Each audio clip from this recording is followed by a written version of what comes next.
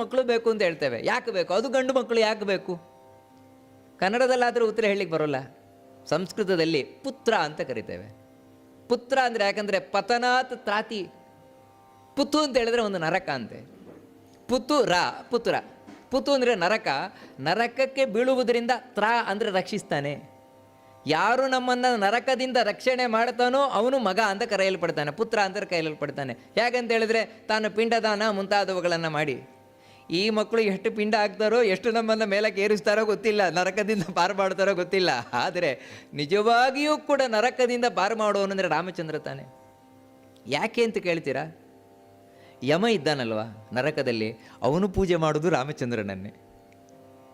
ಯಮಧರ್ಮನಿಗೆ ತುಂಬ ಪ್ರಿಯವಾದ ದೇವರು ಯಾರು ಅಂದರೆ ರಾಮಚಂದ್ರ ಅಂದನು.